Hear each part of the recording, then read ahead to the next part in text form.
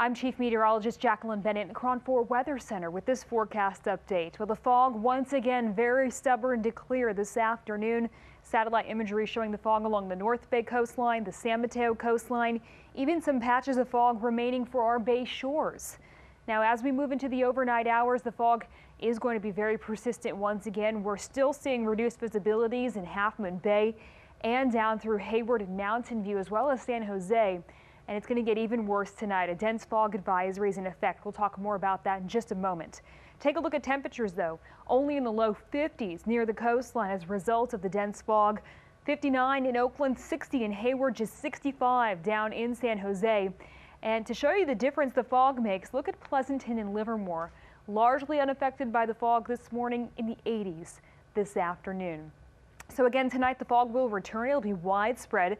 A dense fog advisory is already in effect. The fog will be slow to clear again for your Thursday. Temperatures remaining largely in the 60s with a few low 70s. As we look ahead, a storm is going to approach the coastline for Friday, but there's not a very good chance of rain because it looks like it's going to stay offshore. We'll talk more about that in just a moment. First, let's talk more about the fog. More widespread fog coverage into tomorrow morning, and this includes the Livermore Valley, the North Bay, the South Bay. As we move into the 8 o'clock hour, you can see the fog is virtually Bay Area wide, with the exception of portions of the Delta.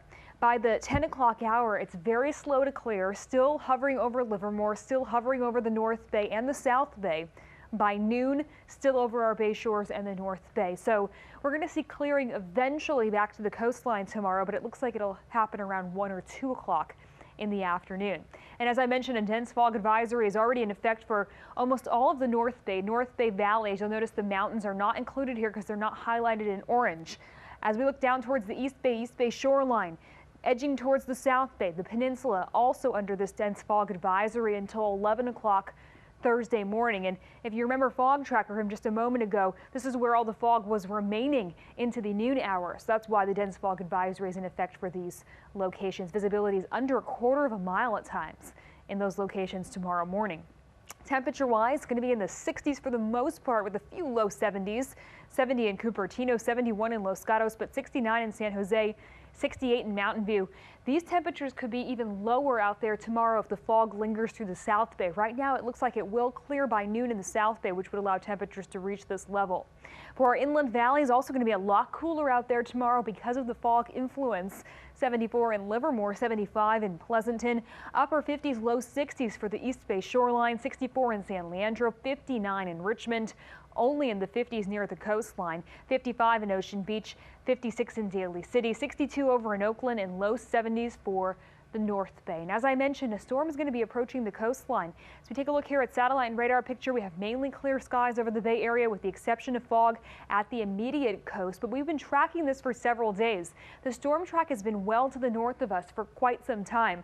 But we see that there's a piece of energy breaking off from the storm track. This is going to be headed towards the coastline. And right now it looks like it's going to stay offshore. All the rain would stay over the coastal waters. But that could change. So you definitely want to stay tuned as we head towards Friday. Here's a look at your extended forecast. I am leaving the chance of rain out of the forecast for Friday and Saturday for now because it looks like that storm will stay offshore and then dive to the south. But temperatures will be cooler tomorrow, warming slightly actually into the weekend. It's going to get windy though into Monday as another storm drops down from the north. We're also going to be seeing significantly cooler temperatures into Monday and Tuesday as that storm pushes through. And again, only a slight chance of rain with that storm, but that could change. So we'll keep you posted as it gets closer.